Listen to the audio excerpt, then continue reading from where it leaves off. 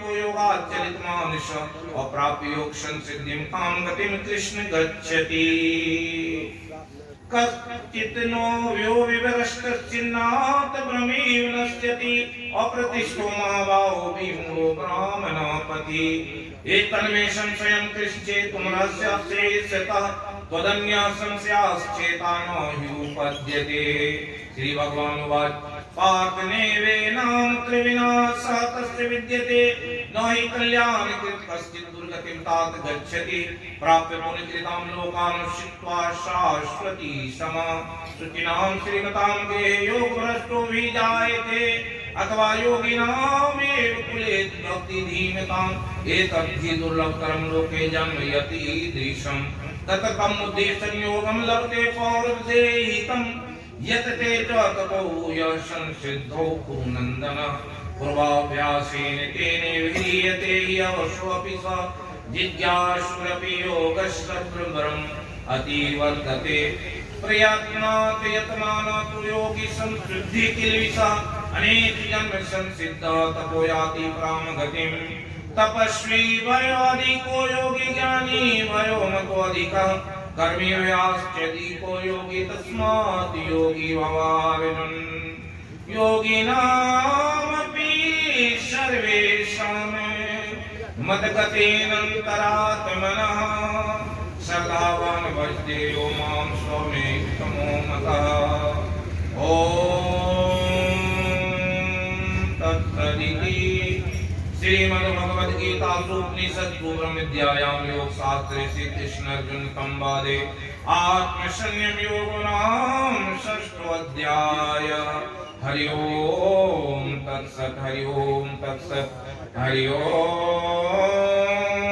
तत्सत्। इंद्र के आदेश से मैं आपको विचलित करने आई थी परंतु आप बड़े ही धर्मनिष्ठ हैं बड़े ही तपस्वी हैं मैं विचलित नहीं कर पाई इसलिए मुझे ऐसा दंड नहीं दीजिए मुझे ऐसा दंड नहीं दीजिए।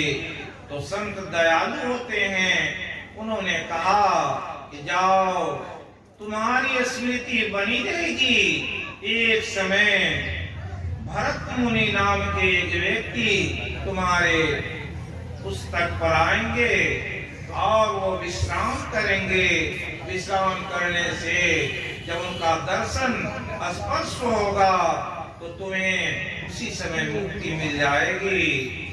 ऐसा ही हुआ कुछ दिनों के बाद वहां पर भरत मुनि जो हमेशा गीता के चौथे अध्याय का पाठ किया करते थे मनन चिंतन किया करते थे वो व्यक्ति आए काफी धूप रहने के कारण सोचा कहीं विश्राम कर लें।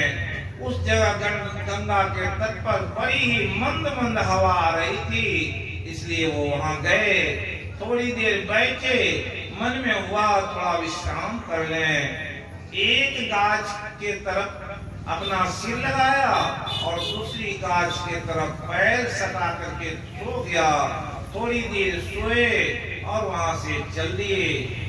इसका लाभ क्या हुआ कि जैसे ही वो महात्मा गए 2-3 दिन के बाद वो बैर का जो वृक्ष था वो सूख गया और दोनों जो थी वो पुत्री रूप में एक ब्राह्मण परिवार में जन्म लिए और थोड़ी बड़ी होने के बाद उसे अपनी स्मृति तो याद ही थी ही मालूम पड़ेगा किस तरह से ये काम क्रोध किस तरह से लोगों को ढके हुआ है इसका उदाहरण देखते समझाते हैं।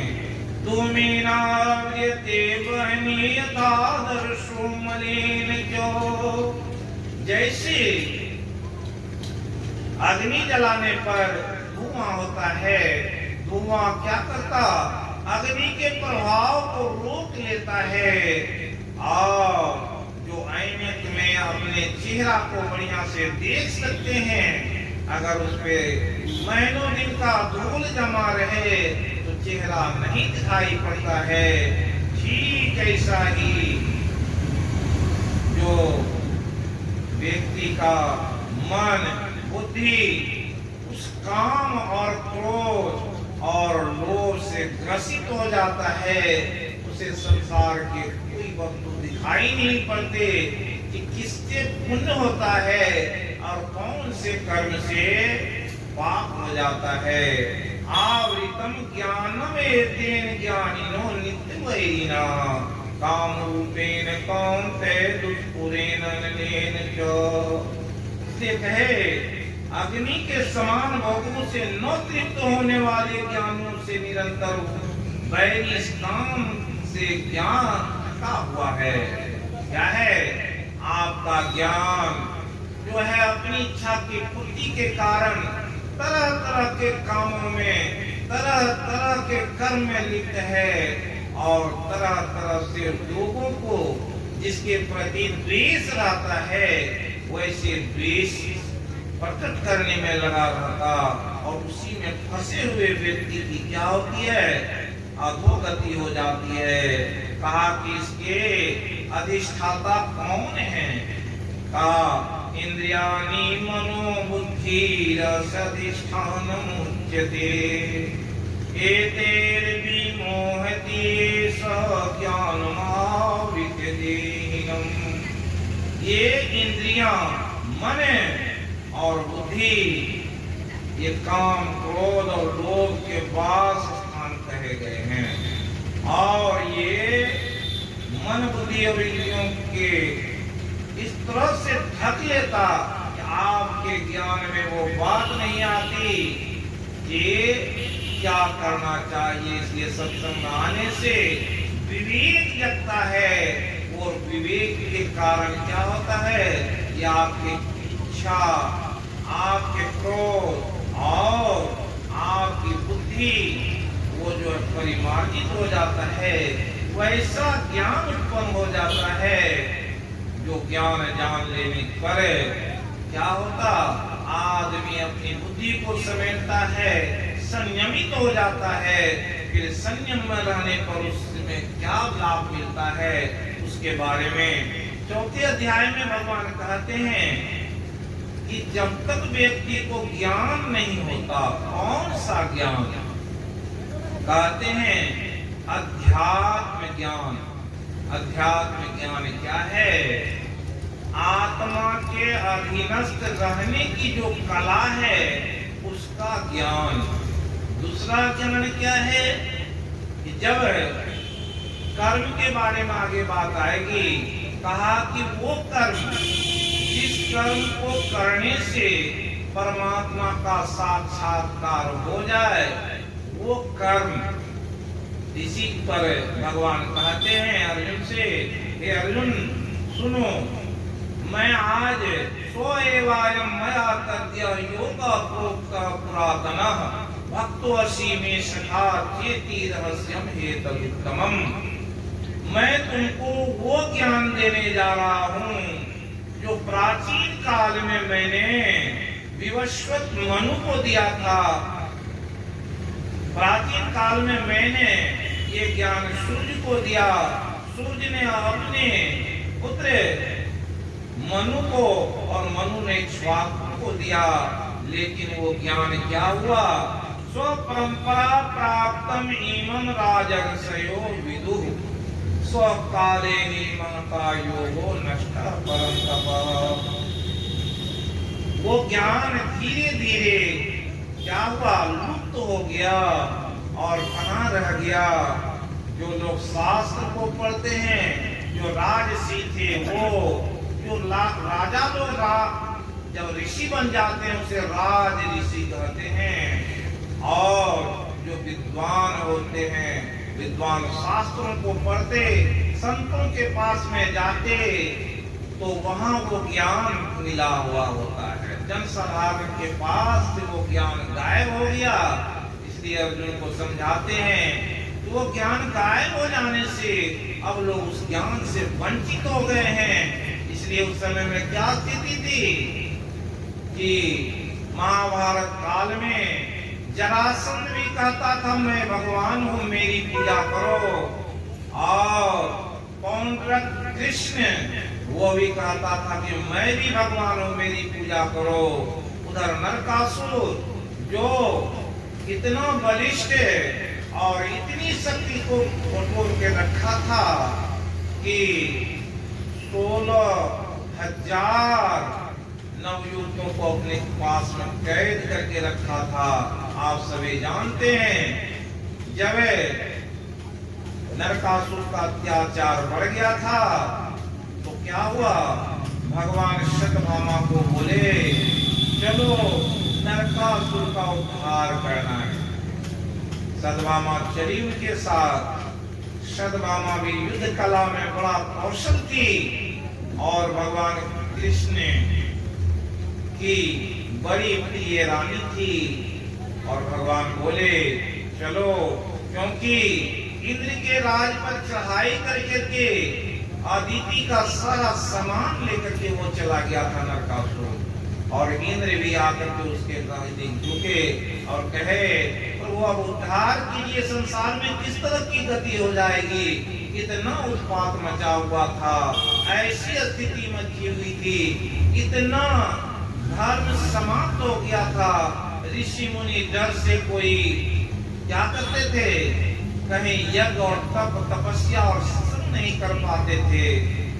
ऐसी स्थिति में क्या हुआ, जब पहुंचे तो देखे क्या कि नरकासुर के राज के चारों ऐसा घेरा पड़ा हुआ है जो सूर्य की किरण को बिजली पैदा करके अपने चार राज के चारों ओर घेरा डाले हुए थे।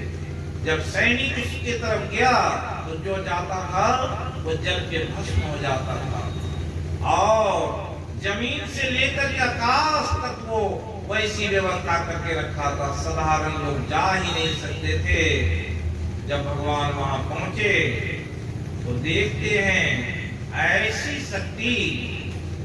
एक सैनिक गया, देखे होंगे आप लोग टीवी में, कि वो तुरंत ही भस्म हो गया। भगवान कहते हैं सत्यभामा से अब क्या होगा, हम लोग कैसे जाएंगे। भगवान जानते थे कि उसने भी वही विद्या पाई है, सत्यभामा को भी वही विद्या प्राप्त थी जो उस राज के नरकासुर और उसके सेनाध्यक्ष को प्राप्त थी। सत्यभामा बोली प्राणनाथ मेरे पास में वो विद्या है, मैंने भी उस विद्या को सीखा है और सुख से मुझे वो ज्ञान प्राप्त है, इसलिए मैं ऐसे रास्ता को खोल सकती हूँ। और भगवान के आदेश से वो रास्ता खुला, तब वो अंदर पहुंचे। दोनों पहुंचे तो उस नरकासुर को वरदान था, जब किसी का पति मौजूद हो और उसकी पत्नी वैसी वीरांगना हो जो लड़ाई करके नरकासुर का वध करेगा, तभी नरकासुर मारा जाएगा। और सत्यभामा को लेकर के भगवान गए थे और सत्यभामा भी बहुत युद्ध कला में कौशल थी और वहां लड़ाई करके नरकासुर का वध हुआ और 16,000 जो युवतियों को कैद करके रखा था उसे मुक्त किया गया। और मुक्त होते ही सबों ने भगवान से प्रश्न किया अब हम कहाँ जाएं। और सत्यभामा बोली आप लोग जहाँ से आए वहां चले जाइए। लेकिन भगवान सबका क्यों, सब लोग भगवान कृष्ण का ही भजन कर रहे थे। वहां जो कारागार में थे भगवान कृष्ण का ही नाम जप रहे थे। सभी लोग बोल रहे थे श्री कृष्ण गोविंद हरे मुरारी, हे नाथ नारायण वासुदेव।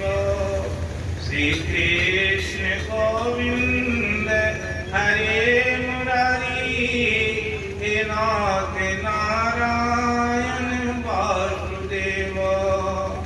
श्री कृष्ण गोविंद हरे मुरारी, हे नाथ नारायण वासुदेव। और जब भगवान बीत जाते हैं वो बड़े दयालु हैं, सब कुछ देने के लिए तैयार हो जाते हैं। भगवान सबों से कहा कि तुम सबों को मैं रानी बनाऊंगा, सबसे प्यार करूंगा, लेकिन तुम लोग कभी अहंकार नहीं करना, मैं भी रानी हूँ और मैं सबके साथ समान व्यवहार करूंगा। और जानते हैं 16,000 जो रानियां थी वहीं से आई थी। इस तरह का समय था। और वैसे समय में क्या हुआ, ये ज्ञान लुप्त हो गया। कौन सा ज्ञान? भक्ति के दो मार्ग हैं, या तो प्रेम से भगवान मिलते हैं या ध्यान से। प्रेम से या ध्यान से। अगर परमात्मा से प्रेम हो जाएगा तो फिर आपको परमात्मा का दर्शन होगा। अगर प्रेम नहीं हुआ तो फिर जीवन मरण के चक्कर में पड़े रहेंगे। अश्रद्धाना पुरुषा धर्मशास परंतरपः अप्राप्य माम निवर्तन्ते मृत्यु संसार वर्तमनि। इस प्रकार वो जिसकी श्रद्धा नहीं रहेगी वो बार बार जन्म लेंगे और 84 लाख योनियों में जाकर के भटकते रहेंगे। दूसरा मार्ग का कौन सा मार्ग है? वो ध्यान का मार्ग है। जिस मार्ग पर चलकर व्यक्ति कहाँ पहुँचता है? जब ध्यान करने लग जाते उसके अहंकार समाप्त हो जाते हैं। क्या कहा? अहंकारम बलम दर्पम कामम क्रोधम परिग्रहम विमुच्य निर्ममो। उसके अहंकार, काम, क्रोध ये सारे समाप्त हो जाते हैं। कब? जब परमात्मा का दर्शन होने लगता है, ध्यान की उस प्रकाष्ठा पर पहुंचता है। तो वैसी प्रकाष्ठा को प्राप्त करने के लिए क्या है? वो ज्ञान चाहिए। वही ज्ञान भगवान कृष्ण किसको दे रहे हैं? अर्जुन को दे रहे हैं। अर्जुन को संशय हुआ। क्या संशय हुआ? क्या आपने ये ज्ञान सूर्य को दिया, इक्ष्वाकु को दिया, फिर विवस्वत मनु को दिए, और ये लोग तो बहुत पहले हुए थे। हैं? अपरम भवतो जन्म परम जन्म विवस्वतः कथम एतद् विजानयाम तुमादो प्रोक्तवानि थी। भगवान से अर्जुन का प्रश्न है कि हे भगवान, आपका तो जन्म अभी हुआ है और सूर्य तो प्राचीन काल से कब से है, और मनु से तो इस सृष्टि की शुरुआत हुई है, तो फिर आप उन लोगों को ये ज्ञान कैसे बताए? तो भगवान कहने की कृपा करते हैं, बहुनी में व्यतीतानि जन्मानि तब चार्जुन तान्यम वेद सर्वाणि न त्वं वेद परन्तप। हे अर्जुन, बहुनी में व्यतीतानि जन्मानि, बहुत सारे जन्म मेरा और तुम्हारा हो चुका है। मुझे उसका ज्ञान है, इसलिए मैं जानता हूँ। तुम्हारे पास वो ज्ञान नहीं है, इसलिए तुम नहीं जानते हो। और बताते हुए कहे, अजो अपि सन व्यायात्मा भूतानाम ईश्वरोऽपि सन् प्रकृतिं स्वामधिष्ठाय सम्भवामि आत्माया। मैं प्रकृति को अपने अधीनस्थ कर करके और अपनी आत्म माया से शरीर ग्रहण कर करके मैं बारंबार आता हूँ और बारंबार आकर के और जो जहाँ स्थिति जैसी रहती है वैसी स्थिति को नियंत्रण में करता हूँ। और इसलिए कहे, यदा यदा ही धर्मस्य ग्लानिर्भवति भारत अभ्युत्थानमो धर्मस्य तदात्मानं सृजाम्यहम्। कहते हैं जब जब धर्म की हानि हो जाती है, क्या हानि? ग्लानिर्भवति भारत। धर्म की ग्लानि क्या है? जो सही मार्ग है। कौन सा मार्ग? ईश्वर एक है, वहां तक जाने का जो रास्ता एक है, उससे लोग भटक करके अनेक पथगामी हो जाते हैं। वैसी स्थिति में जो सत धर्म है उसकी ग्लानि होने लगती है। लोग तरह तरह के पूजा पाठ और तरह तरह के जप तप में लग जाते, और वैसे जब तक में लगे व्यक्ति से सही धर्म नहीं हो पाता है। वैसी स्थिति में मैं प्रकट होता हूँ। कैसे प्रकट होता हूँ? संतों के रूप में, भगवंतों के रूप में आकर के क्या करता हूँ? अभ्युत्थानम अधर्मस्य तद आत्मानं सृजाम्यहम्। ऐसे जो व्यक्ति हैं जिनके अंतर में वैसी आवरण पड़ गए, ऐसी बुद्धि बदल गई, उसकी बुद्धि में, उसकी आत्मा में मैं तद आत्मानं सृजाम्यहम्। उसकी आत्मा में वो ज्ञान का सृजन करके के और परित्राणाय साधूनां विनाशाय च दुष्कृताम्।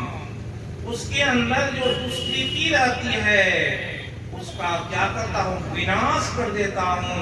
उसके अंदर साधुता ला देता हूँ, साधना करने की शक्ति प्रदान करता हूँ। धर्म संस्थापनार्थाय संभवामि युगे युगे। यहाँ पर भगवान है, इसके शास्त्रकारों ने दोनों श्लोक का दो अर्थ किया। कहे कि जब जब धर्म की हानि होती है तो परमात्मा स्वयं आते हैं और धर्म की स्थापना करते हैं। और दूसरे अर्थ में संत लोग अर्थ किए कि जब जब अंदर में जो जीव है उसके अंदर में धर्म की ग्लानि हो जाती, मानने को तैयार नहीं रहते कि धर्म का असली रूप क्या है, वैसी स्थिति में परमात्मा क्या करते? उसकी बुद्धि में बलिहारी वाघट की जागृत प्रकट हो।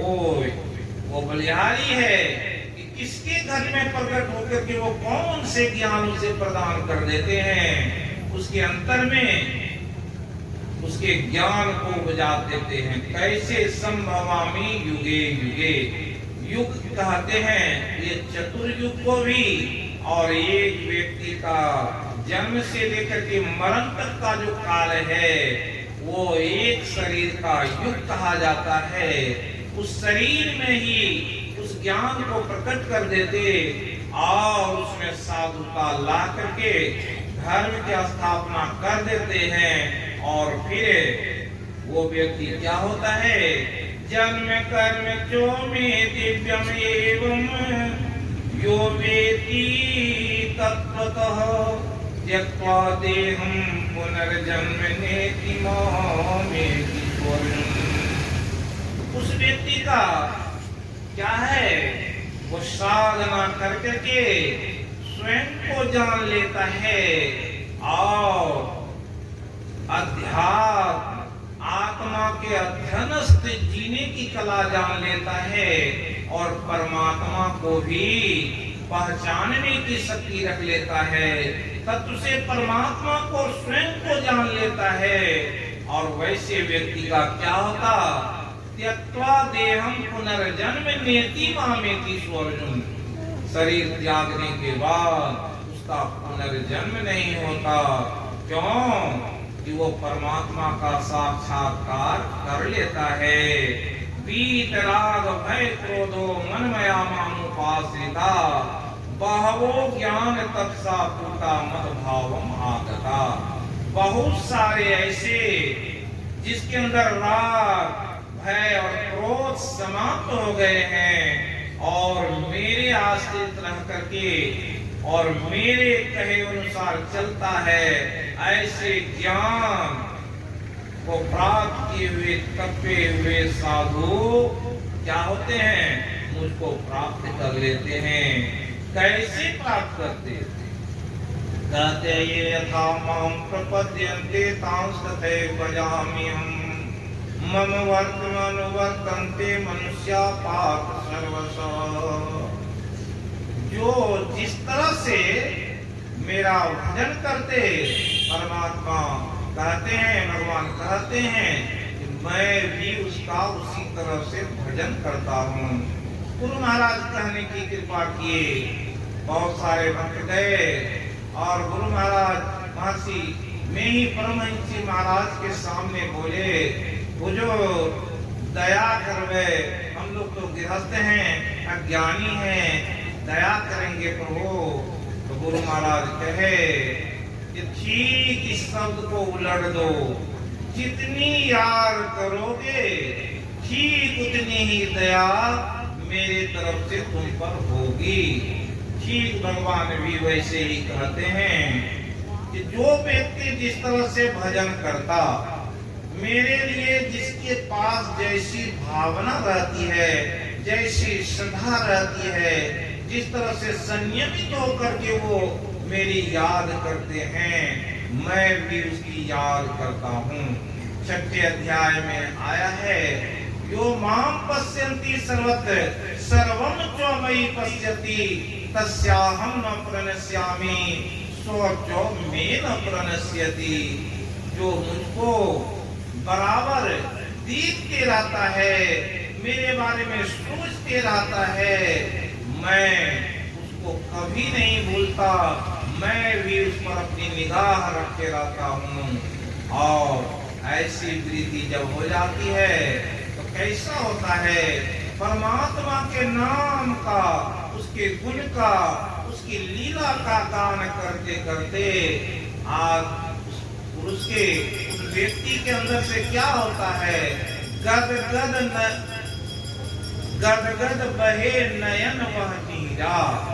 जैसे मम गुण गावत पुलक शरीरा, गद गद बहे नयन वह नीरा।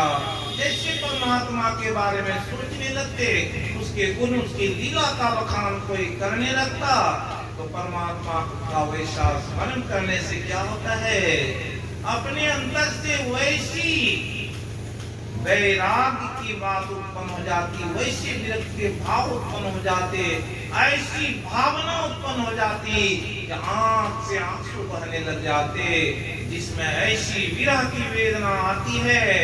तो परमात्मा उसी को मिलते हैं।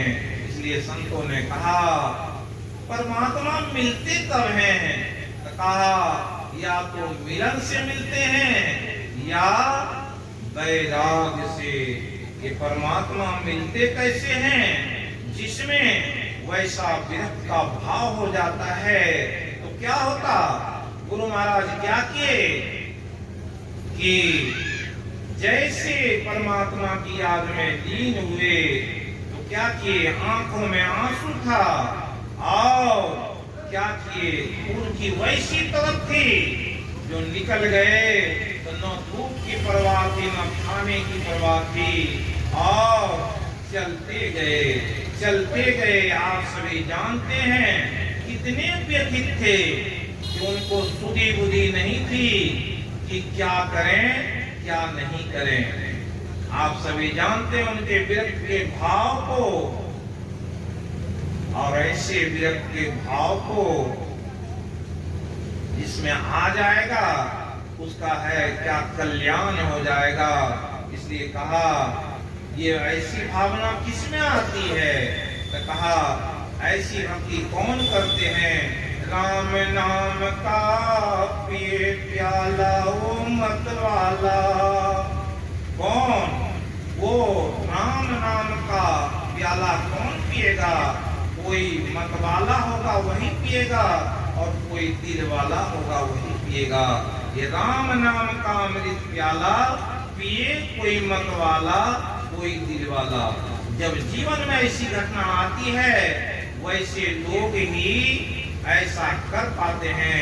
गुरु महाराज के जीवन चरित्र को देखिए, अगर भक्ति करना चाहते हैं तो वैसी मन में जिस दिन व्यथा उड़ जाएगी, जब परमात्मा का स्मरण करेंगे तो आंखों से आंसू आ जाएगी। कहा गया एक समझाए कि जैसे किसी व्यक्ति का जब ज्ञान हो जाता है, आप गए बाजार में, आपके कुछ ऐसे सामान कीमती आपके झोले में थे और कहीं पड़ा किसी दुकान में आप रुके, वहीं झोला छूट गया, घर आए तो पता चला कि झोला तो उसी दुकान में छूट गया है। और उस कीमती वस्तु की जैसे याद आती तो आदमी कैसे करता है, आंख में आंसू होती है, अंदर में तड़प होती है और दौड़ पड़ता है। कोई सवारी नहीं मिलती फिर भी दौड़ लगाते रहता है, दौड़ते दौड़ते जाता है और वहां जाने पर क्या देखता है, जैसे ही वो मिलता तो उसे शांति मिल जाती है। तो ऐसी शांति के लिए वैसी वेदना, वैसी तड़प जब होगी तब वो परमात्मा कहाँ रहेंगे, आपके आस पास में ही रहेंगे। उसे विशेष खोजने की आवश्यकता नहीं है। जो ऐसा खोजने के लिए जानता है वो खोज लेता है। इसलिए बड़ी आवश्यकता है अपने आप की संभाल की। या तो आप में मिलन हो जाए, तो मिलन कैसे होता है, प्रेम से। मीरा कैसे हुआ, मीरा किस तरह से हो गई, वो राम नाम का अमृत प्याला पिए कोई मत वाला। कहा ये प्याला मीरा ने पिया। कैसे पिया, तो वो इतनी लगन लग गई कि भगवान कृष्ण के प्रति उनकी जो स्थिति थी सभी लोग जानते हैं कि मीरा को परमात्मा के अलावे कुछ नहीं दिखाई पड़ता था। इसलिए कहा ये प्याला मीरा ने पिया, विष को अमृत कर डाला। किस तरह से विष भी अमृत बन गए, क्योंकि परमात्मा से ऐसा प्रेम था कि जब राणा ने उसे विष दिया तो उस विष में परमात्मा स्वयं घुल गए, अमृत बना दिया। ये कब होता है, पुकार पर। वैसी पुकार, कैसी पुकार, जैसे मीरा ने पुकारा। वैसी पुकार करने के लिए क्या है, कोई श्रद्धा होनी चाहिए। मीरा वाली श्रद्धा, नामदेव वाली श्रद्धा, तुकाराम वाली श्रद्धा, ऐसी श्रद्धा सूरदास वाली श्रद्धा। सूरदास ने क्या किए आप सभी जानते हैं। बिल्वमंगल की एक कथा है। बिल्वमंगल क्या था, एक साधारण सा व्यक्ति जो एक विषय के फेरे में पड़ गया था। उसके पिता की श्राद्ध थी, लेकिन श्राद्ध कर्म में भी उसको मन नहीं लगता। वेश्या क्या चला गया, रात में गुजारा। उस वेश्या ने उसे समझाया है मंगल, जितना प्रेम तुम हमसे करते उतना परमात्मा से करते तो जीवन निहाल हो जाता। क्या इस विषय के फेरे में पड़े हुए हो। बिल्वमंगल को एक ग्लानि हुई, मन में वो बात आई और वहां से चल दिया। और रास्ते में जब चल रहा था तो देखा एक सुंदरी स्त्री को देखता है, मन में वही ललक जगती है। और उसके पति वहीं बैठे हुए थे। पूछा कि ये जो अभी महिला गई वो कौन है आपकी। उसने कहा मेरी पत्नी है। कहा कि मैं एक बार देखना चाहता हूँ। वो बेचारा भी बड़ी साधु स्वभाव का था, अपनी पत्नी को बुलाने के लिए गया। तब तक में क्या हुआ, परमात्मा उसे चेतना दे देते हैं, सचेत कर देते हैं। उसकी आत्मा में प्रकट होकर के जो बात कहा, तदात्मानं सृजामि हम, उसकी आत्मा में सृजित कर देते हैं। अरे मूर्खे, क्या ये आंख के फेरे में पड़ा हुआ हो। जैसे उसको ज्ञान आता है, उसी जगह क्या कहते हैं, बेल का गाछ था, उसमें बड़े ही नुकीले कांटे थे। उस कांटे को तोड़ता है और अपने दोनों आंखों में चुभा लेता है और दोनों आंखों में कांटे को गड़ा लेता है और वहां खून के फुहारे चलने लगते और वो व्यक्ति जाता है, अपनी पत्नी को बुला करके लाता है, चलो एक आदमी तुम्हें देखना चाहता है। जब आता है देखता है कि दोनों आंख को फोड़ लिया है, खून से लथपथ है, और कहता है कि क्या हुआ प्रभु, आपने आंख क्यों फोड़ ली? मैं तो इसे बुलाने गया था। कहा इसकी आवश्यकता नहीं है, इस आंख से निहारेंगे तो उसी मुरलीधारी कृष्ण को निहारेंगे और उसी का वो बाल रूप मैं निहारूंगा। और वहां से भगवान का कीर्तन करते हुए चलता है और वो कीर्तन करते हुए कहाँ जाता है, इधर उधर भटकता है, ठोकर खाता है, आंखों में वैसी पीड़ा लिए और वैसी स्थिति में भी भगवान से प्रेम करता है और चलते बनता है। और जो ऐसी लगन लगा करके परमात्मा को पुकारते हैं, परमात्मा बैठे नहीं रहते, परमात्मा को भी उसकी चिंता हो जाती है। इसलिए कहा अनन्यास चिंतयन्तो माम ये जना पर्युपासते तेषां नित्याभियुक्तानां योगक्षेमम्। भगवान क्या करते हैं, उसके सम्मुख उपस्थित होते हैं और पूछते हैं कि क्या हुआ, आप क्या कर रहे हैं, किसकी ऐसी गुणगान कर रहे हैं? हमेशा कृष्ण कृष्ण, हे मुरलीधारी, हे ब्रज बिहारी, हे त्रिपुरारी आप करते रहते हैं। कौन है वो कृष्ण जिसको आप खोज रहे हैं? कहा कि वही तो मेरे प्रिय हैं, मैं उसे ही देखना चाहता हूँ, अब मैं उसकी ही वाणी सुनना चाहता हूँ। भगवान बैठे हुए हैं उसके पास में और रोज आते हैं, भगवान उसे भोजन कराने के लिए आते हैं, बड़ी भूखे हैं। तो कहते हैं कि तुम कौन हो बाबू?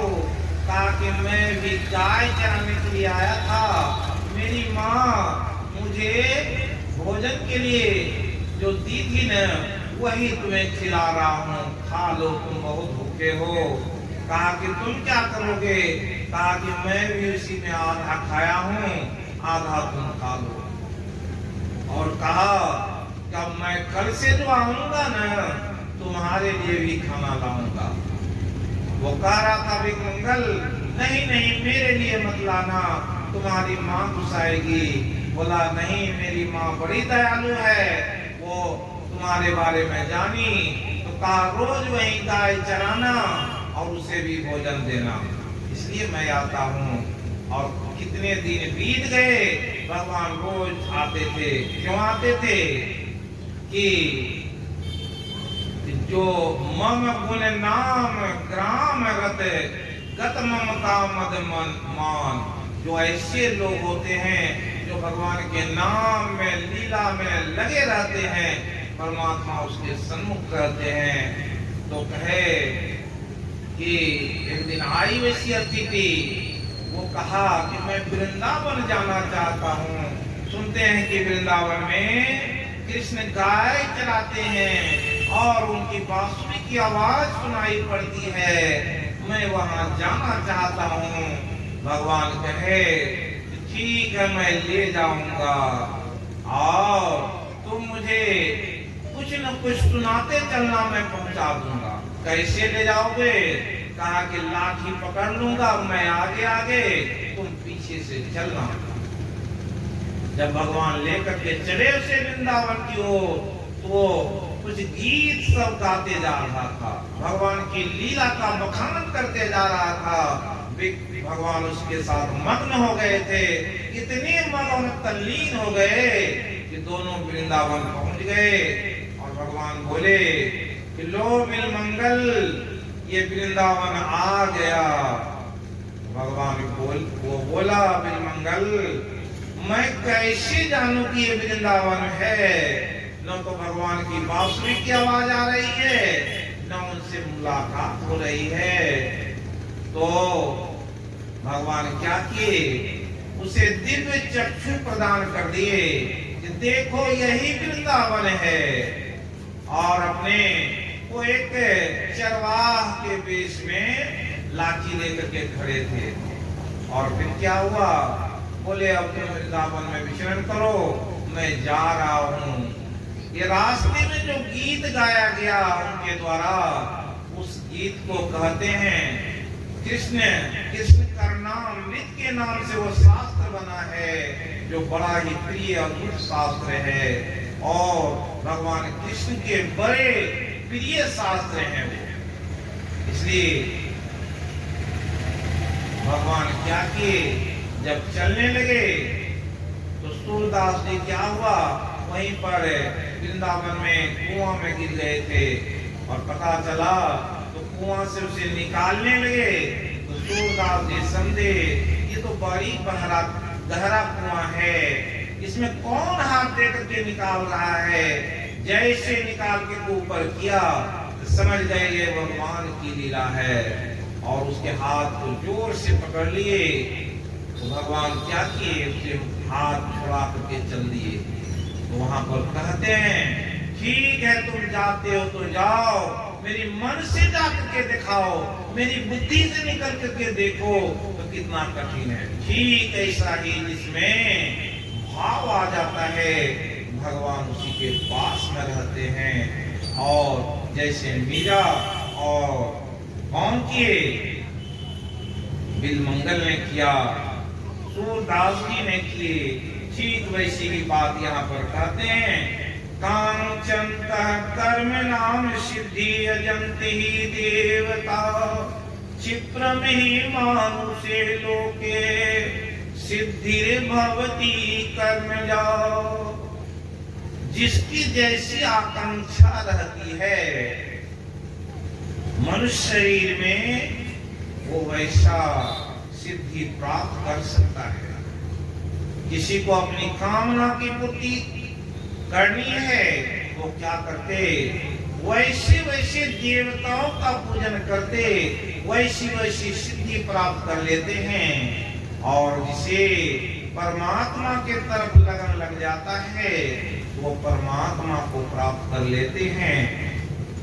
कहते हैं कि चातुर्वर्ण्यम मया श्रेष्ठम गुण कर्म विभागशः तस्य कर्तारमपि मां विद्धि कर्तारम् अव्ययम्। भगवान कहते हैं चातुर्वर्ण्यम मया श्रेष्ठम गुण कर्म विभागशः। और दूसरे जगह कहे हैं 18वें अध्याय में कि ब्राह्मण क्षत्रिय विषाम शूद्रा नाम परम तपः, ये वर्ण के बारे में कहे। ये चातुर्वर्ण्यम में सिस्टम क्या है और गुण कर्म विभाग किस तरह से हुआ। ये ब्राह्मण क्षत्रिय वैश्य और शूद्र 4 प्रकार के भक्त को बताए और कहे वो भक्ति किस तरह से करता।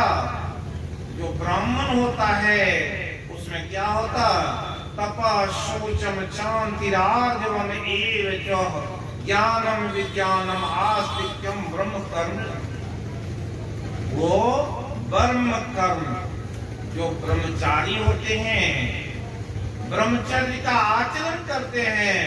ब्रह्मचर्य मतलब क्या है, जो ब्रह्म में विचरण करने लगते हैं उसे ही ब्रह्मचारी कहते हैं। और वैसे ब्रह्मचारी कौन है, जिसमें तपः शौचम शांति आर्जवम च, जिसमें सरलता हो, तप हो, क्षमा करने की शक्ति हो, और ज्ञान विज्ञानम आस्तिक्यम, जो ज्ञान उस परमात्मा का उसके पास में हो। और वो विशेष ज्ञान क्या है, जो कि ये सुषुम्ना खुल गई हो और उस सुषुम्ना के माध्यम से वो परमात्मा का साक्षात्कार करता है, उसे ब्राह्मण कहे। और दूसरे वर्ण कहे कौन है, क्षत्रिय। क्षत्रिय जो भक्त होता वो कैसा होता है, शौर्यम तेजो धृति दाक्ष्यम युद्धे तो पलायनम, जिसमें छात्र भाव होता है, शौर्य और तेज होता है, वैसे लगन वाले जो साधक होते हैं वो बैठते घंटों घंटों बैठे रहते हैं और ये जो आंतरिक युद्ध है उसमें डटे हुए रहते हैं। जैसे क्षत्रिय सीमा पर डटा हुआ रहता है और कभी भी पीठ नहीं दिखाता, ठीक वैसे भक्त को क्षत्रिय के श्रेणी में रखे भगवान। और उसे ही क्या कहे, ब्राह्मण के बाद क्षत्रिय और कहते हैं शूद्र। तीसरे भक्त कौन है? शूद्र।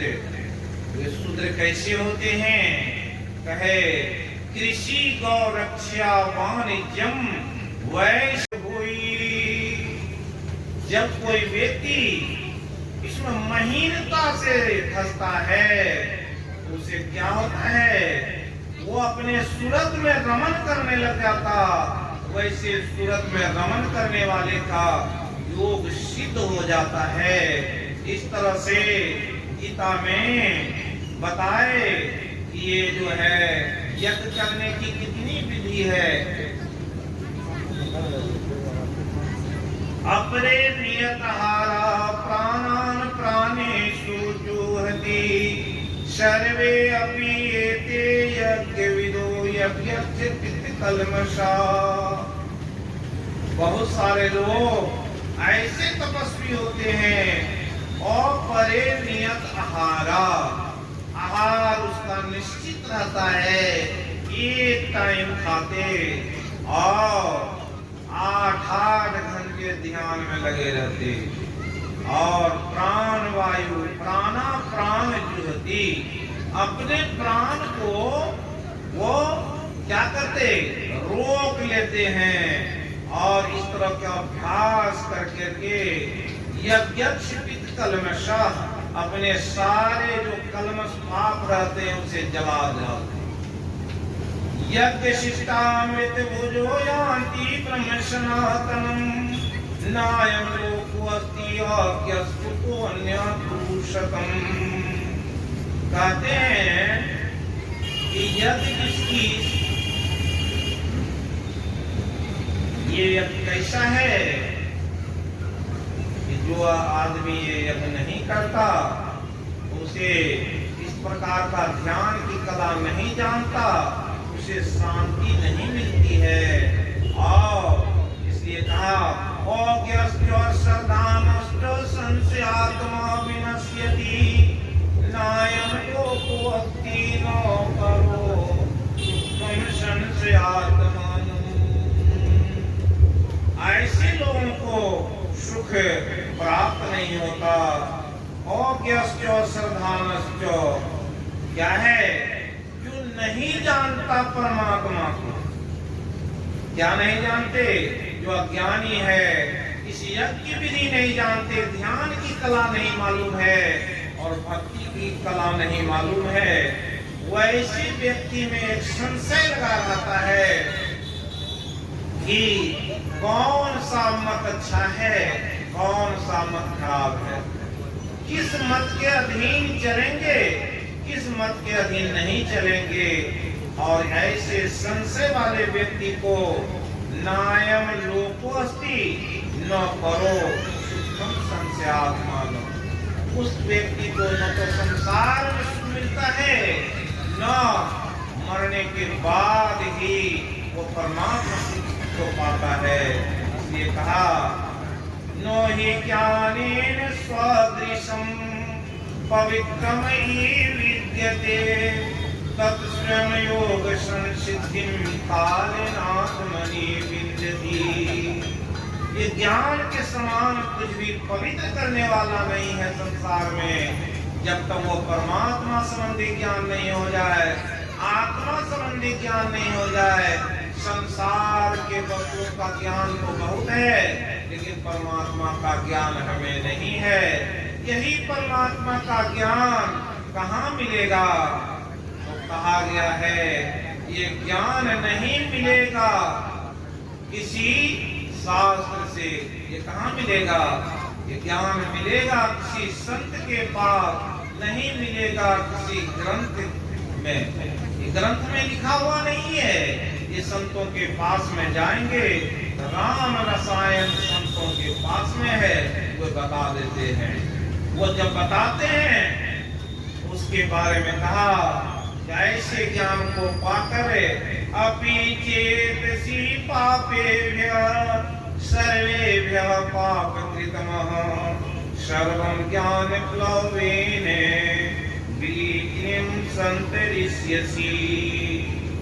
कहे जब संत के सानिध्य में कोई जाता है, पापी से पापी मनुष्य भी है, ये ज्ञान रूपी नौका पर चढ़ करके ये भवसागर से पार हो जाता है।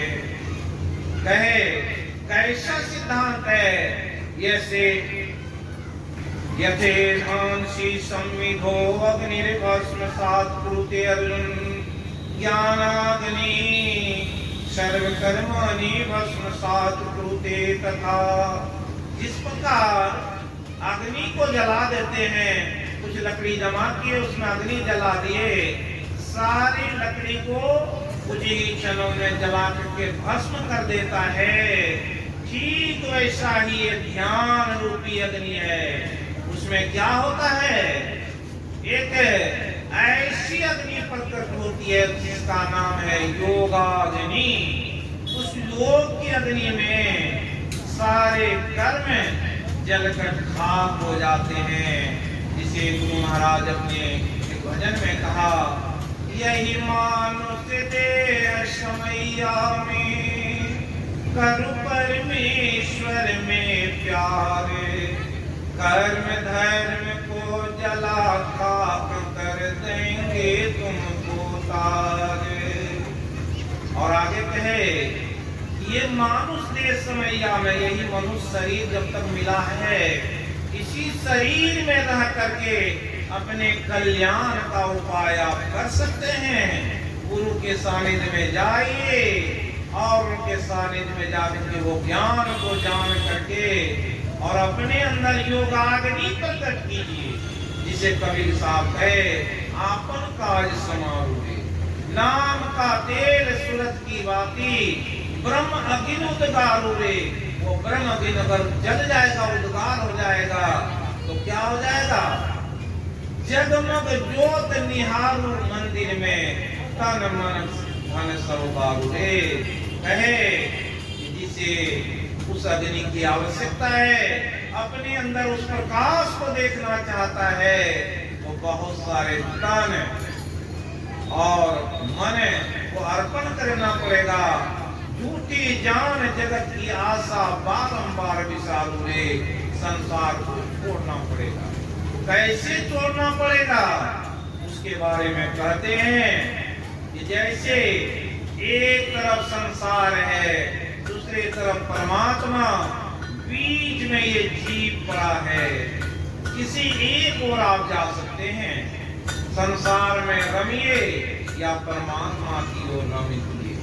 कोई व्यक्ति अगर संसार में रह करके संसार की संसारिकता को पकड़ करके परमात्मा का साक्षात्कार नहीं कर सकता है, इस तरह से क्या है, संतों की वाणी है।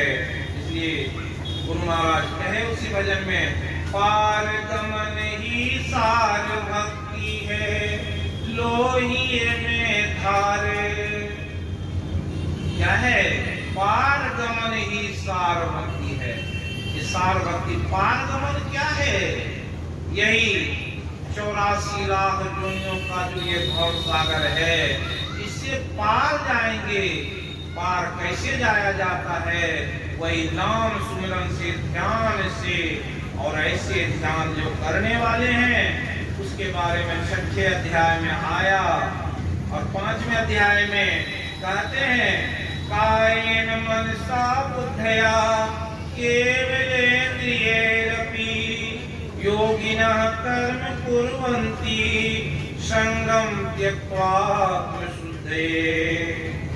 जब कायेन, कायेन कहते हैं शरीर को, मनसा कहते हैं मन को, मानस दृष्टि को, और बुद्धि को, और सारे इंद्रियों का जो संग है, इस इस सारे से अपनी प्रीति को हटा करके जो योगी होते हैं वो परमात्मा के संग में लगाते हैं। जब उसका संग करते तो क्या होता है, त्यक्त्वात् आत्मविशुद्धये, ये अपने काया का, किसी को क्या है, अपने शरीर का बड़ा गुमान है, और ऐसे शरीर के गुमान में जो खुला रहता है, संसार में भटकते रहता है, और ये शास्त्रों को कैसे कैसी दुर्गति हो जाती है। इसलिए कहा शरीर के फेरे में मत रहो, अपने मन के फेरे में रहता तो कैसा है, मन की गति से परमात्मा नहीं मिलते। वेद वाणी है, यन मनसा न मनुते एना मनोमतम तत एव त्वं ब्रह्म न इदम यत इदम उपास्यते। जो ब्रह्म है वो परमात्मा जो है, जो मन से मनन नहीं किया जा सकता, और मन के मन से क्या वो मिल सकता है। जो मन में आने वाला नहीं है वो मन के मत से परमात्मा नहीं मिलेंगे। उस ब्रह्म को जैसा जानते हो, कहे नो इदम यत इदम उपास्यते। भगवान कहते हैं संसार के लोग तरह तरह की उपासना में लगे हैं, वो उपासना की विधि नहीं है। इसलिए सही विधि को जानने के लिए क्या करना पड़ेगा, ब्रह्म नियाधाय कर्माणि संगम त्यक्त्वा करोति लिप्यते न स्वपापेन पद्म पत्रम एवांशा। जिसकी इंद्रियां संयमित हो गई है और उस ब्रह्म को भी अपना आधार बना लिया है, उसके क्या है, मन और बुद्धि उसमें लगी हुई है, तो कहे वो संसार के बहुत सारे चीजों से अपने संग का त्याग कर लिया है, वो पाप से कभी नहीं लिप्त होगा। इस तरह से जैसे कहा कि जब पुरैन के पत्ते पर पानी पड़ा हुआ रहता है, उस पानी पर, उस पुरैन के पत्ते पर पानी का कोई असर नहीं होता, वैसे योगी संसार में विचरण करते रहते हैं लेकिन उसका कोई असर नहीं होता। इसलिए कहे ना दत्ते कश्चित पापम न चेत् सुकृतम विभो अज्ञानेन आवृतम ज्ञानम तेन मुह्यन्ति जन्तवः। व्यक्ति में क्या है, साधारण से संसार के लोग अज्ञानता के वशीभूत होकर के तरह तरह से संसार में मोहित हो रहे हैं, इसलिए भक्ति के क्षेत्र में नहीं जा पाते। ज्ञानेन तु तद्ज्ञानम् येषां नाशितमात्मनः तेषाम् आदित्वत् ज्ञानं प्रकाशयति तत्परम्। जब ज्ञानेन तु तत् अज्ञानम्, जब ज्ञान से उस ज्ञान को काटा जाता, क्या कैसे काटा जाता, जब ज्ञान हो जाएगा तो पता चलेगा।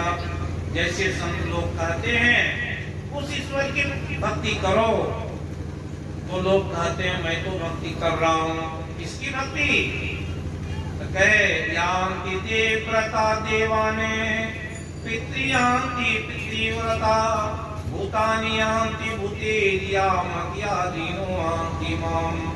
जो देवताओं की पूजा करते हैं वो कहाँ जाएंगे, अगर उसे सिद्धि मिल जाती उस देवलोक में जाएंगे। और देवता को भी क्या कहा गया, देवलोक में जाएंगे तो फिर क्या होगा, वो देवता या ब्रह्म भुवनात् लोका पुनरावर्तिनो अर्जुन मामुपेत कुकौन्ते पुनर्जन्म न विद्यते। इसलिए कहा जो देवता के लोक में जाएंगे तो वो फिर क्या है, जितना पुण्य आता उसे भुगत करके फिर लौटना पड़ता है।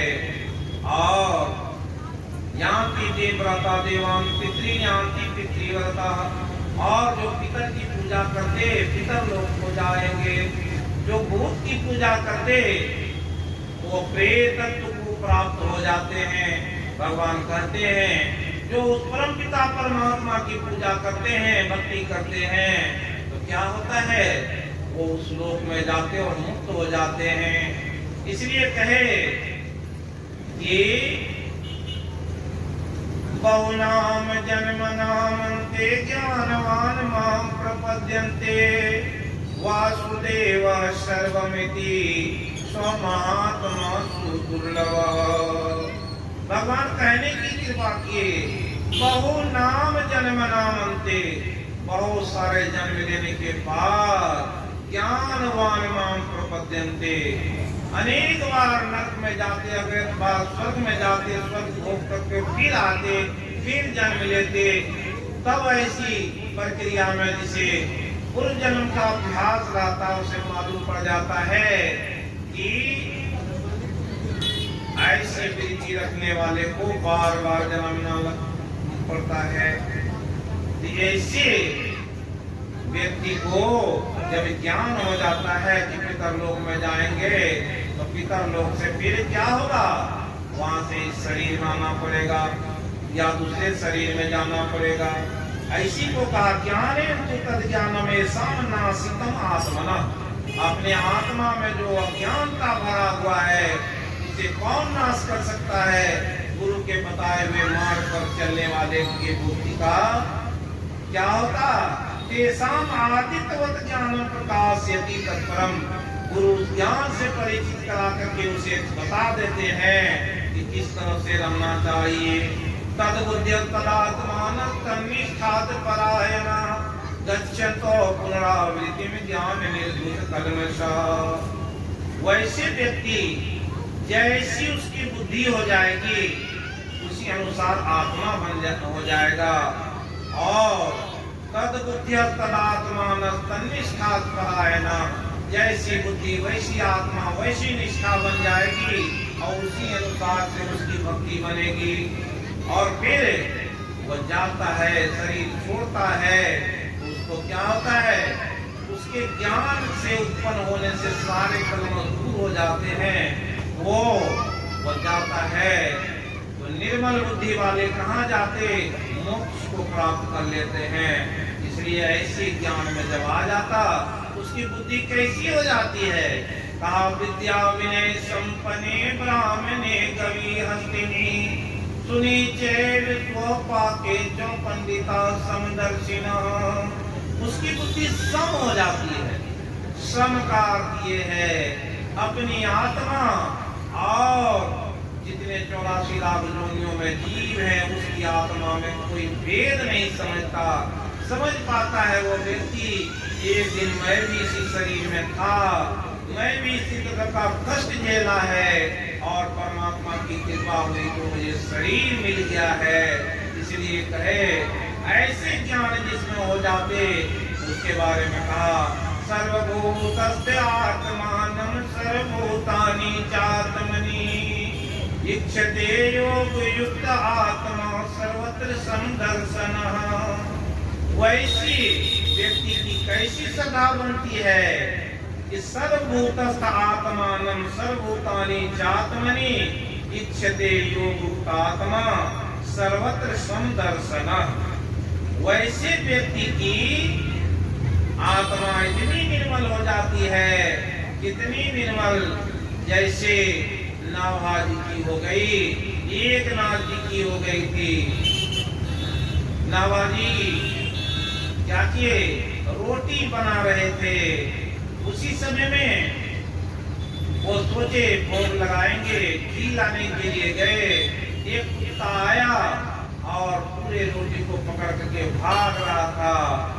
तो नाभाजी देखे तो रोटी लेकर के कुत्ता भाग रहा है, तो वो दौड़ लगा दिए घी लेकर के, पर वो रुक जाइए, उसमें घी लगाने दीजिए तब भोग लगाइए।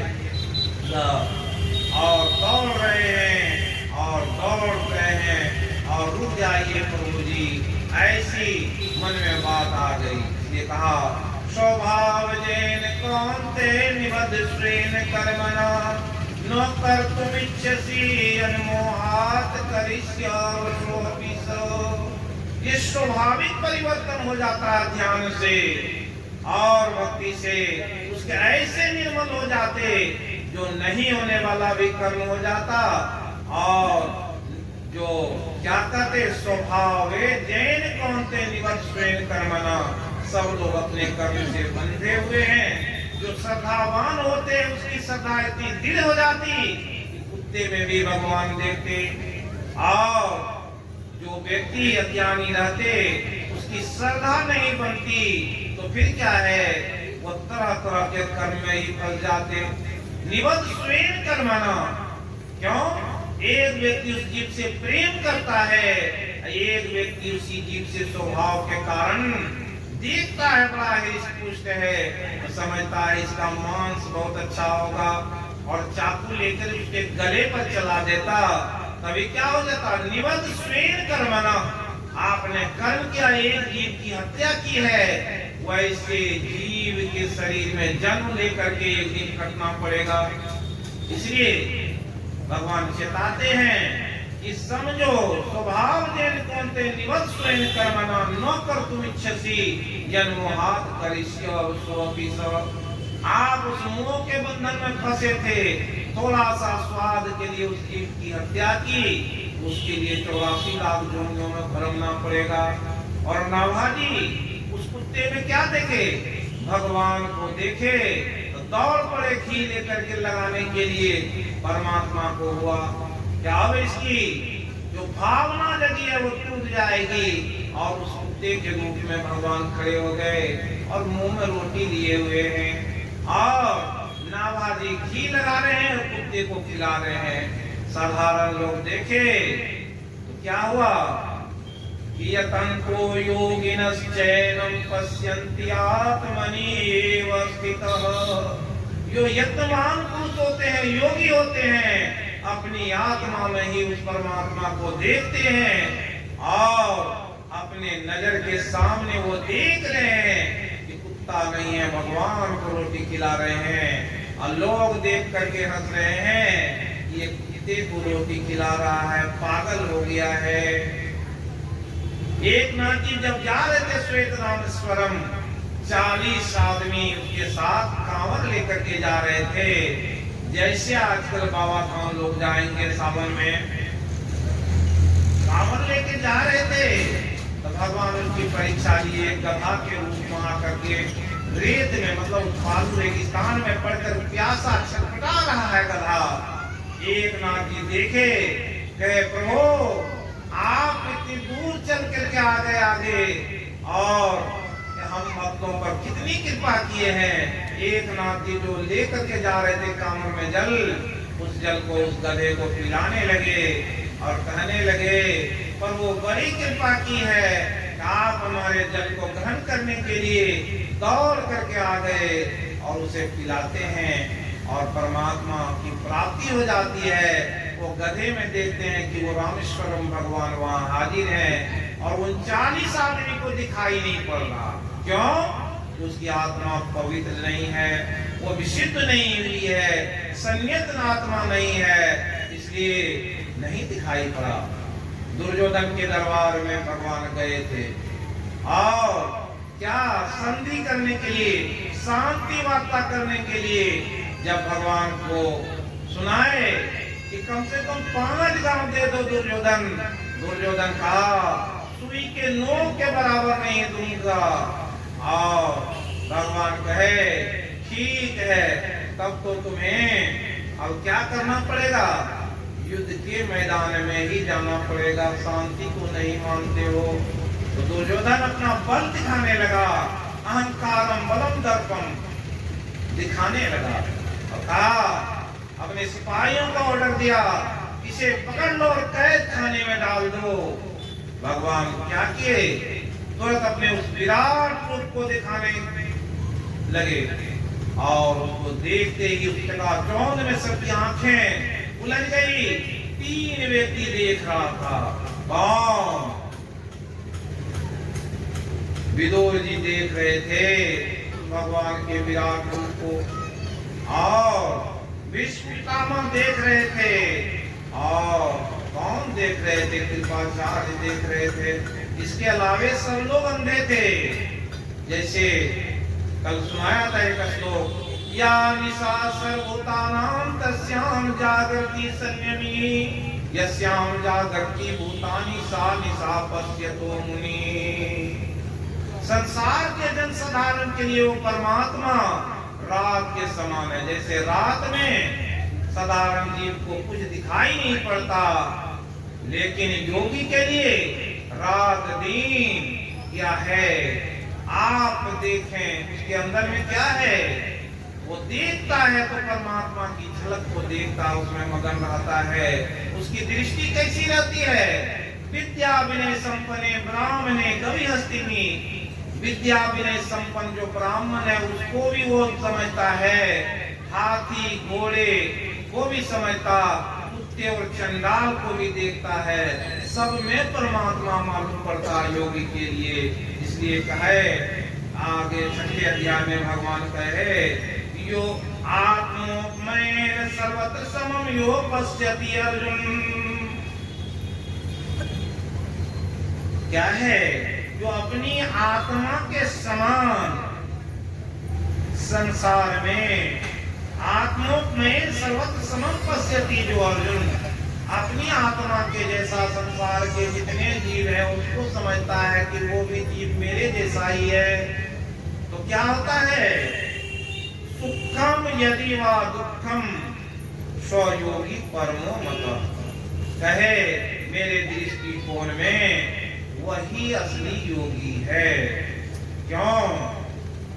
कि उसके अंदर में वैसा ज्ञान हो गया है। ये संसार क्या है? ये 84 लाख योनियों को परमात्मा के सगुण निराकार रूप को कहा गया है। ये परमात्मा का सगुण साकार रूप है। 10वें अध्याय में भगवान से प्रश्न है अर्जुन का, हे भगवान आप रहते कहाँ हैं? तो भगवान कहे हम आत्मा बुढ़ा के सर्वभूताश्रय स्थित अहम आदिश्च मध्यम च भूतानाम अंतिर च। हमारी आत्मा कहाँ है? सारे जगत के जीव की आत्मा में ही मेरा वास है। इसलिए बताया क्या परमात्मा को तत्व से जानना है तो एक तत्व रूप में निर्गुण रूप में परमात्मा है, और सगुण रूप में संसार में जितने जीव को देख रहे हैं वो तो उन्हीं की बांग में मूर्ति है, और उस मूर्ति की जो हानि करता है वो फेरे में पड़ जाता है। लेकिन जो ज्ञानी होते हैं सब में सर्वत्र दर्शन होता है। इसलिए कहे सर्वभूत अस्तित्वम यो माम भजति तत्वम। जो सारे भूतों में मुझे जानकर और एकत्व भाव से मेरी भक्ति करता है, परमात्मा कहते हैं कि वही मुझे जानता है। इसलिए ऐसे संकल्प परभावान कामान सर्वांश तेजतः मनसा एव इंद्रिय कर्माणं विनियम समन्ततः। वो सब जगह परमात्मा को देखते हैं और वैसे प्रसन्नता प्रसन्न मनसम हीनम योगिनम सुखम उत्तमम उपेति शांत रजसम ब्रह्मभूत कलमशम। वैसे योगी का मन शांत हो जाता है, उसमें रजोगुण और तामस गुण का अभाव हो जाता है, सत्गुण रहता है। वैसे सद्गुणी व्यक्ति का योगी का मन शांत रहता है। उपेति शांत रजसम ब्रह्मभूत कलमशम, और उसके सारे कलमश दूर हो जाते हैं। युञ्जनेवम सदात्मानम योगी विगत कलमशः। जिनके सारे पाप उस ब्रह्माग्नि में योगाग्नि में जलकर समाप्त हो जाते, और सुखेन ब्रह्म संस्पर्शमत्यं सुखम सुखे, और वहां उसको उस सुख की अनुभूति होती है जिस सुख के लिए संसार के लोग ललायित रहते हैं, और योगी जन उसमें लिप्त होते हैं। उसमें पहुंचे हुए योगी को बड़ा सुख मिलता है। उस सुख के बारे में उसकी कल्पना नहीं की जा सकती। उसको कहा सुखम आत्यंतिकम यत बुद्धि ग्राह्यतीन्द्रियम वेति यत न चेवायम अस्थित चलति तत्वतः। कहे ऐसे स्थिति में वो योगी पहुंच जाता है। सुखम आत्यंतिकम, वहां जो बुद्धि होती है ये साधारण बुद्धि नहीं होती। तद बुद्धि तदात्मान, उसकी बुद्धि और उसकी आत्मा इतनी सूक्ष्म हो जाती है जिसका वो वहां उस अक्षय सुख का आनंद लेता है। और कहा यत्रो परमते चित्तम विरुद्धम योग सेविया, ऐसे योग में जो ऐसी योग में निरुद्ध रहने वाला व्यक्ति, योग में ऐसे लिप्त रहने वाला व्यक्ति, यत्र चैवात्मात्मानं पश्यन्नात्मनि तुष्यति, ऐसे व्यक्ति की आत्मा अपने आत्मा में ऐसे प्रतिष्ठित रहती कि बार बार पश्यन्नात्मनि तुष्यति, बार बार उस परमात्मा को, उस ब्रह्म स्वरूप को निहारने की मन में एक ललक लगी रहती है। गुरु महाराज को जब उस वीर चेयर पर बैठाया जाता या किसी मंच पर रहते तो धीरे धीरे वो समाधित हो जाते थे। भगीरथ बाबा कहते वो जो लोग सोचेंगे कि गुरु महाराज मंच पर सो रहे हैं, गुरु महाराज कहते कि भगीरथ लोग क्या जाने, मुझे तो उस ब्रह्म की ओर मेरी दृष्टि हो गई है, मैं बार बार अभिनंतर में धस जाता हूँ, इसलिए अब हमारी वृत्ति बाहर दुनिया को देखने की नहीं रही है, मैं तो अंतर में झांकते रहता हूँ, अंतर में झांकते रहता हूँ। ऐसी स्थिति गुरु महाराज की बन गई। ऐसी स्थिति क्यों बनी? अभ्यास से। इसलिए अंतिम में कहे, छठे अध्याय के अंतिम में श्लोक है कि योगिनामपि सर्वेषां मतगतेन अंतरात्मना श्रद्धावान भजते यो मां स मे युक्तमो मतः। जो योगी होते हैं, योगी नाम अपि सर्वेषां, बहुत सारे योगी हैं, उस सर्वेषां सारे योगियों में कौन? श्रद्धावान जो होते हैं, जिसको उस परम पिता परमात्मा में, जो उस ईश्वर को, एक ईश्वर पर विश्वास पूर्ण भरोसा है, उसमें जो लिप्त हो जाते हैं, वो ईश्वर कैसे हैं? जो परम तत्व आदि अंतरहित असीम जन्मा गोचर सर्वव्यापकता के भी परे हैं, वैसे ईश्वर में जो लीन हो जाता है, उसमें जिसकी श्रद्धा बनी रहती है। गुरु महाराज के अनुसार, गुरु महाराज कहे, चाह गई चिंता मिटी मनवा बेपरवाह, जाको कछु न चाहिए सोई सहनसा। वो सहनसा हो जाते हैं, उसमें ऐसी वृत्ति होती है, संसार के कुछ नहीं चाहिए। उसकी आत्मा कैसी हो जाती है? निराशीर्यतितात्मा त्यक्त सर्व परिग्रह, शारीरम केवलम कर्म कुर्वन्नाप्नोति किल्बिषा, त्यक्त्वा कर्म फलासंगम नित्यरिक्तो निराश्रयः, कर्मण्यभिः अभिप्रैत्योऽपि नैव किंचित् करोति सः। वो सारे कर्म के फल को त्याग देते हैं, उसको कुछ नहीं चाहिए। चाहिए तो क्या चाहिए? एक वही परमात्मा की रट लगी रहती है, मुझे तो वही परमात्मा की एक झलक चाहिए। उसके लिए योगी लोग क्या करते हैं? श्रद्धा पूर्वक यतन्तो योगिनश्चैनम पश्यन्ति आत्मनि एव स्थितः, अपनी आत्मा में ही परमात्मा का दर्श देखते हैं। ऐसा करने वाला योगी कितने हैं? ऐसे योगी जो हैं, और उस योगी से जिनको ज्ञान प्राप्त हुआ है, ऐसे लोगों में क्या है?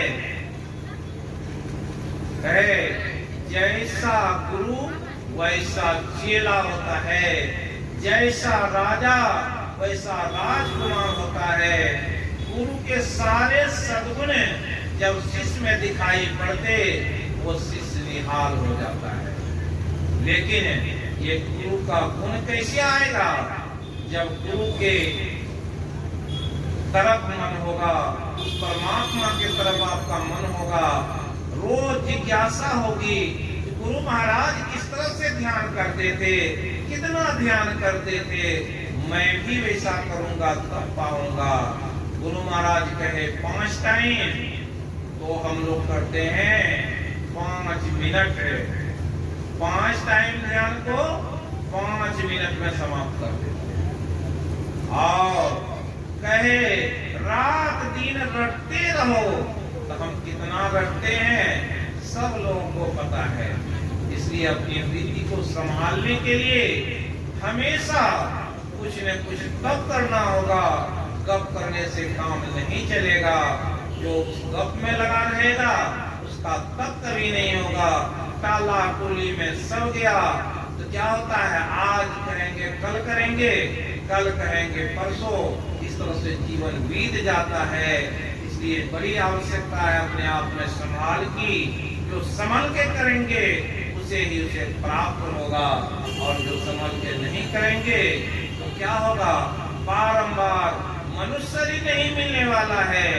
इसलिए कहे 6ठे अध्याय में कि जब उनसे कहा, अर्जुन पूछते हैं, हे भगवान आप बताइए, ओ यति श्रद्धेयो उपेतो योगाचरितमां सह काम गतिम कृष्ण गच्छति।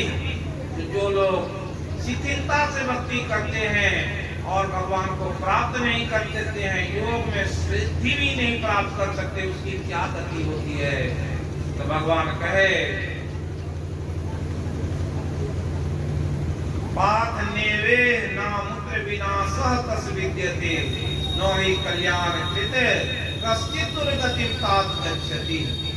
कहे हे पाथ, वैसे व्यक्ति जो योग में प्रविष्ट हो गया है उसकी क्या होती है, अधोगति नहीं होती, कहीं भी उसका अकल्याण नहीं होता है, न इस लोक में न परलोक में। क्या होता है, प्राप्त पुण्य कृताम लोकानुष्ठित्वा शाश्वती समाः। जो परमात्मा का साक्षात्कार करके मुक्त नहीं हुए, कहे वो स्वर्ग में जाते हैं। स्वर्ग में जब तक चाहे, लोकानुष्ठित्वा शाश्वती समाः, जब तक उसकी इच्छा रहती है तब तक रह सकते। 8वें अध्याय में आया है, वो तब तक रहते जब ब्रह्म का जब ये होता है, जब ब्रह्म जाकर उस परमात्मा में मिलते हैं और उसके साथ ही वो मिल जाते हैं, मुक्त हो जाते हैं। और बाकी जिसकी क्या गति होती है, योगी नाम अपनी धीमताम, योगी के कुल में जन्म हो जाता है। और जो उससे भी ये होते हैं, पूर्वाभ्यासेन तेने वीर्यते कि उसको पूर्वाभ्यास के कारण उसको शरीर मिल जाता है। पूर्वाभ्यासेन तेने वीर्यते उसको फिर से वो शरीर मिल जाता है। कितना प्यार जिसको गुरु महाराज है कि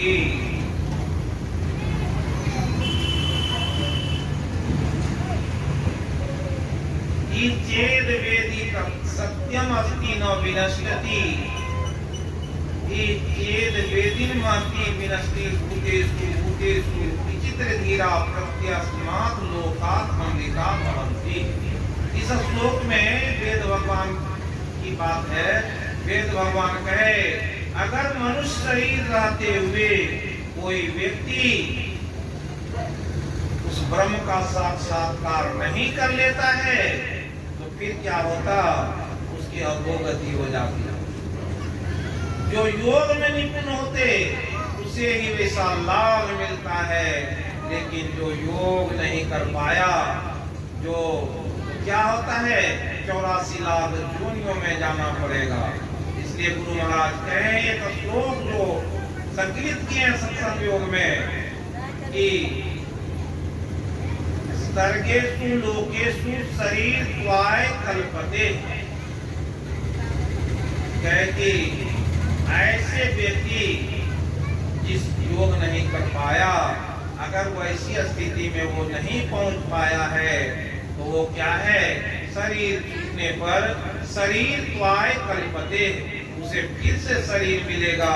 कौन शरीर मिलेगा, 84 लाख योनियों में बहुत सारे शरीर हैं, वो मिल जाएगा। इसलिए इसलिए बड़ी आवश्यकता है कि योग करें, परमात्मा की तरफ चलें। इसके लिए क्या युक्ति है? अद्भुत अंतर की नगरिया जा पर चलकर प्रभु मिलते, चलत पंथ सुख होत महा है जहाँ अधर झरते। वो अद्भुत अंतर की जो डगर है वो गुरु बता देते हैं, उस जगह पर चलने की बात बता देते हैं, उस पर चला भी देते हैं। कहा एक बड़े अच्छे संत कहे, वो लाद देते हैं, लदवा देते हैं और उसके साथ चला भी देते हैं। ठीक वैसा ही गुरु क्या करते, अपने सानिध्य में आपको बैठा करके ध्यान करवाते हैं और बार बार समझा करके आप अपनी प्रीति को संसार में जो फैलाए हुए हैं उससे समेटने के लिए बताते हैं। इसलिए कहा जीव उद्धार का द्वार पुकार कहा, घट भीतर ही सत संतों ने, संस्कृति संताप से जीव हाँफ रहे, तिन्हें भारत देश समुझाए कहा, गुरु नाम सुमर। क्या कहे कि जीव उद्धार का द्वार पुकार कहा, घट भीतर ही सत संतों ने। सत जो सदगुरु हैं वैसे संत लोगों को समझा समझा करके कहे कि तुम्हारे घट में ही तुम्हारे उद्धार का वो रास्ता है, उस रास्ते पर चलो। संस्कृति संताप से जीव हाँफ रहे। जन्म जन्मांतरों से आप कितने शरीर को बदलते हुए आज मनुष्य शरीर में आए हैं। और क्या कहते हैं, जब संत लोग अपनी उस दृष्टि योग दृष्टि से देखते हैं, वो जीव हाँफ रहा है, 84 लाख योनियों से भ्रम के आया हुआ है, उसे रास्ता बताते हैं। इन्हें धारस के समझाए करे, उसे धारस देते हैं कि भक्ति करो और तुम मुक्त हो जाओगे। लेकिन ऐसे गुरु की बात कौन मान रहा है? 84 लाख योनियों में सभी लोग जाने के लिए तैयार हैं, लेकिन मुक्त होने के लिए बहुत थोड़े से लोग तैयार हैं। क्यों? कि वो ज्ञान ही नहीं है, ऐसी अज्ञानता में फंसे हुए हैं कि उस अज्ञानता के कारण संसार की संसारिकता में लिप्त है और उस परमात्मा की याद नहीं आ रही है। इसलिए याद करने के लिए गुरु की याद करनी पड़ेगी, सत्संग में जाना पड़ेगा। सत्संग में जाएंगे, बहुत सारी बात को सुनेंगे और सुन करके क्या होता है, मन में एक ललक जगती है, बार बार सत्संग सुनेंगे। यहाँ 7 दिन का सत्संग है, 7 दिन में आएंगे, 7 प्रकार की बात सुनेंगे।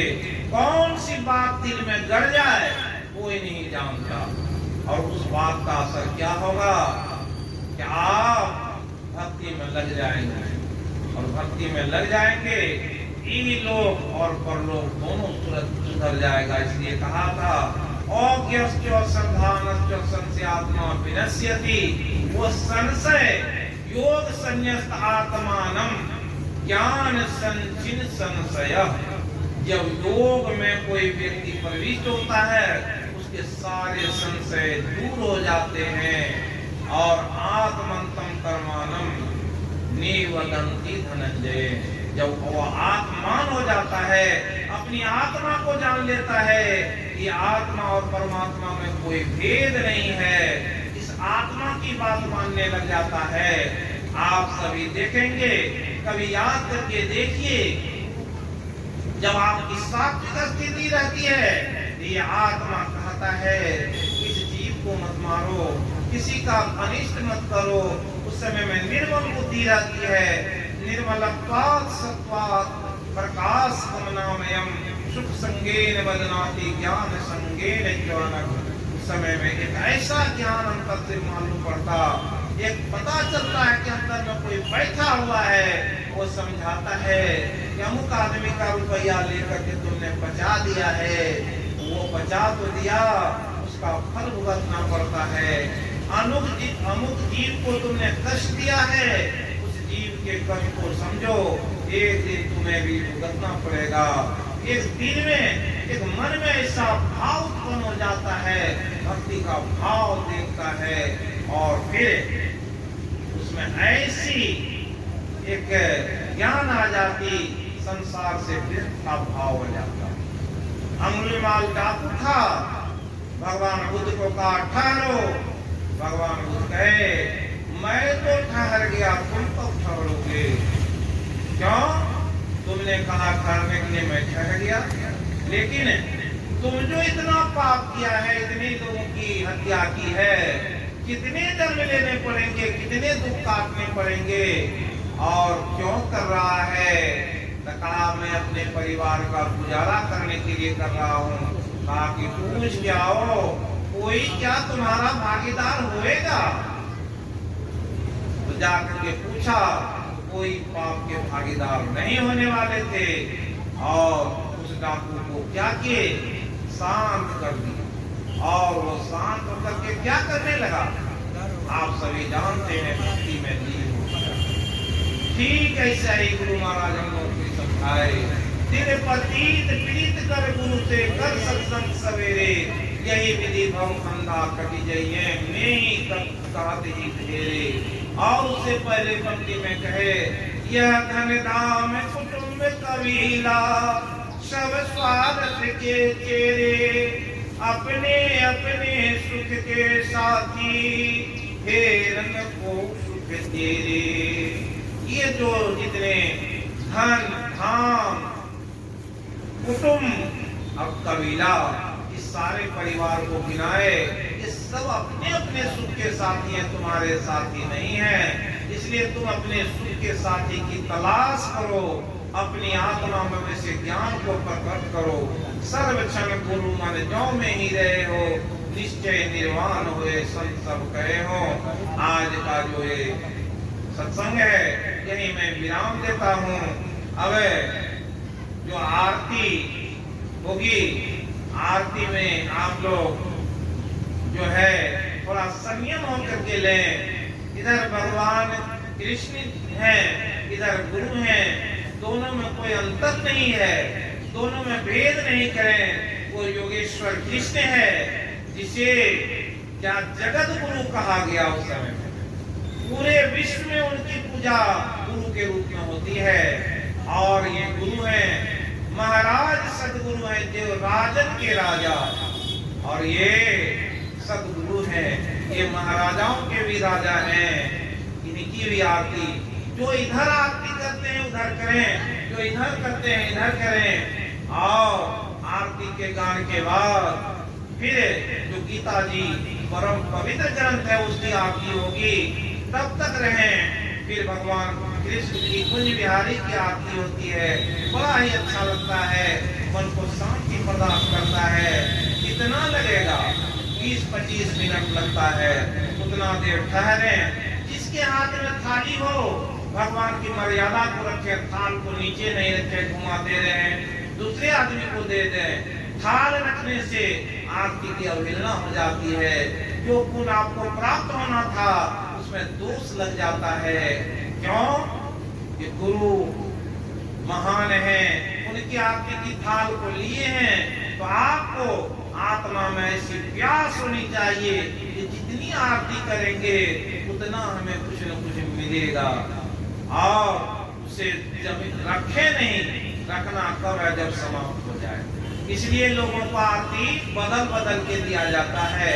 एक आदमी लिया, दूसरे के हाथ में दीजिए, दूसरे तीसरे के हाथ में दीजिए, और सब लोग करते करते क्या होता है? आरती अंतिम तक चलने रहना चाहिए। ये सब विधि है, विधान है, परमात्मा का भी कानून होता है। उस कानून के तहत चलेंगे तो लाभ मिलेगा। और यह शास्त्र विधि मुस्लिज है, ये शास्त्रों के द्वारा ज्ञान है, इसको जाने तो बड़ा लाभ होगा। श्री सद्गुरु महाराज।